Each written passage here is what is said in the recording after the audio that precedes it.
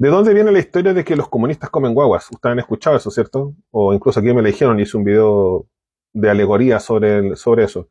Pero básicamente el tema de dónde nace que los comunistas comen guaguas es uno de los periodos más oscuros de la humanidad, que se remonta a la revolución comunista de Mao Zedong, en donde a Mao Zedong se le miraba poco menos que a un dios encargado de la revolución y la conversión de los infieles no comunistas chinos al comunismo.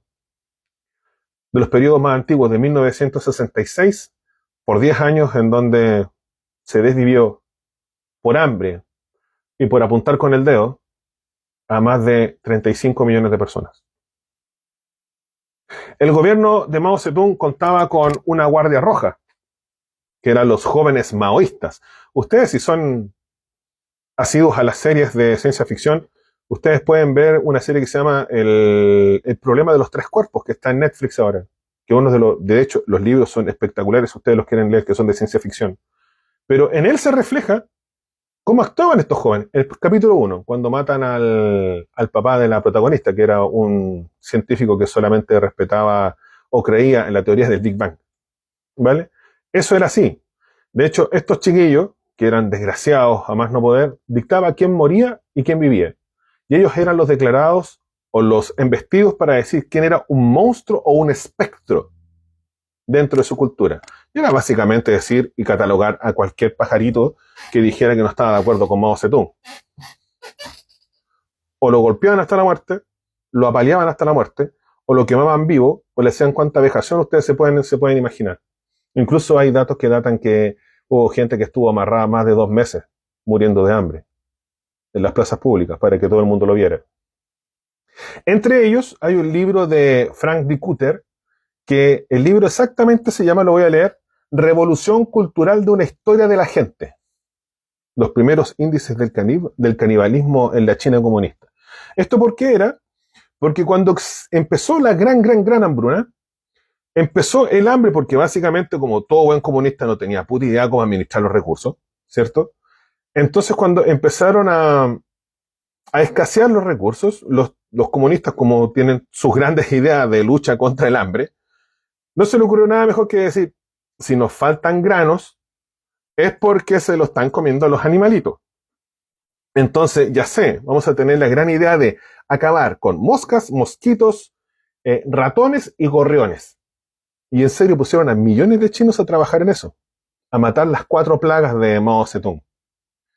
Lo que no contaban, que no había ningún guan parece que les dijera de cadenas tróficas, que cuando desaparecieron los gorriones aparecieron las langostas y los granos se fueron así, desaparecieron, porque las langostas acá arrasan con los campos y no hay nada que pueda hacer al respecto.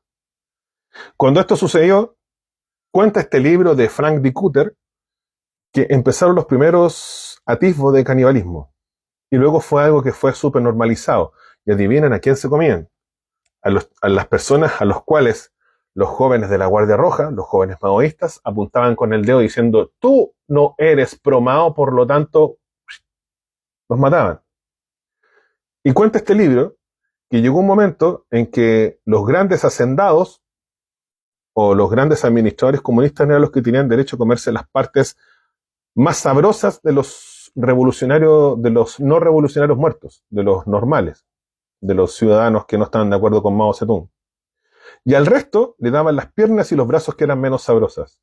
Entre ellos se encuentra también, y aquí viene la parte, porque les dicen come guaguas, que los grandes dirigentes del Partido Comunista, en esas provincias que estaban asoladas por la hambruna, tenían derecho a comerse a los bebés tiernos. Eso es lo que dice la historia. 1966.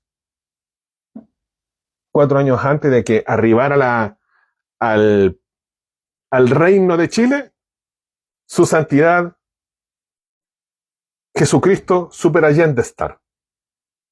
¿Cierto? Llegan aquí a este país.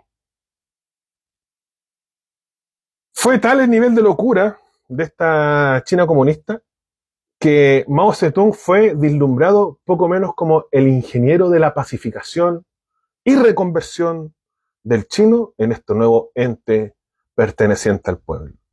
En la pasada mataron a 35 millones de personas o más. O sea, imagínense que ese recuento es extranjero. ni siquiera de la gente que estuvo ahí, así que deben imaginar que quizás hasta fue el doble o el triple de personas que murió. Así de cagados de la cabeza estaban estos tipos. De hecho, Mao Zedong se casó con un artista local, se llama Shang-Chi. Y Shang-Chi es la mujer, yo creo, más despiadada e hija de puta, mal parida que ha tenido este planeta.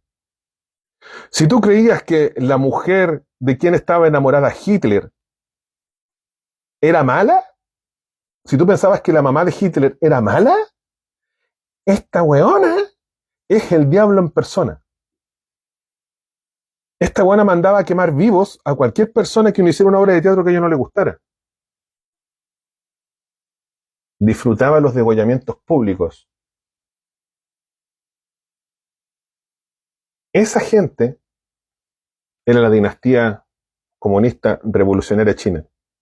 Y como les digo, si a ustedes les interesa saber un poco de esto, ustedes pueden poner Netflix, ven el problema de los tres cuerpos, los primeros 15 minutos te va a quedar clarito cómo era. Con ciencia ficción detrás, obviamente, pero era más o menos exactamente lo mismo. Increíble, increíble. De allí viene la historia del por qué los comunistas comen guaguas.